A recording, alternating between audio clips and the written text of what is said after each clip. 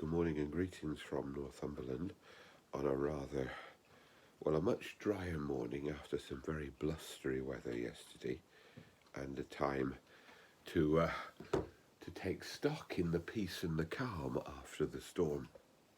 If you drive south from Northumberland and take the A19 road rather than the A1, as you enter Yorkshire or as you move through Yorkshire, you will pass a sign for a place called Mount Grace Priory, which is now an English heritage property.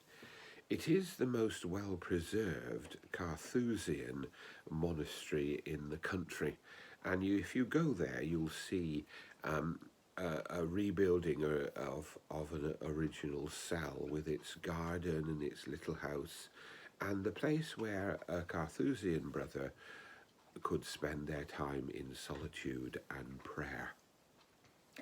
Today we celebrate St. Bruno, or the Western Church celebrates St. Bruno, who died in 1101 and in my younger day was always regarded as the patron saint of pipe smoking, but of course that was just a joke.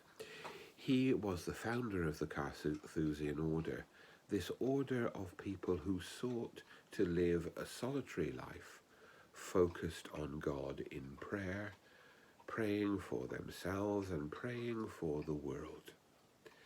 And we remember those people who find their way of following Jesus by living a life of prayer for themselves and for others.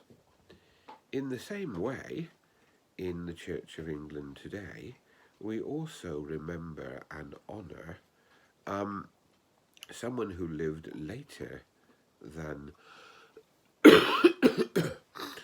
St. Bernard, a man called William Tyndale. William Tyndale was executed in Europe in 1536, and he was executed because he was considered to be a heretic, and he wanted to turn the scriptures into an English version. And indeed, his version was later used by the compilers of the Authorized Version as a sort of template for their work. He was executed because he wanted, by his scriptures, to enable people to follow Christ more fully and to focus themselves on God.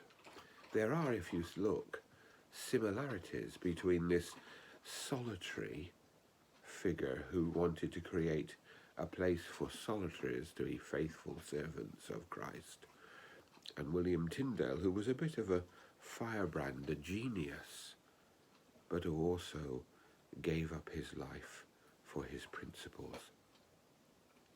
So we remember that there are various ways in which we can answer the call of God, but we pray that we may have the grace and the courage of a Bruno or a William Tyndale to be faithful followers of Christ in our own way and in our own age. May God bless us.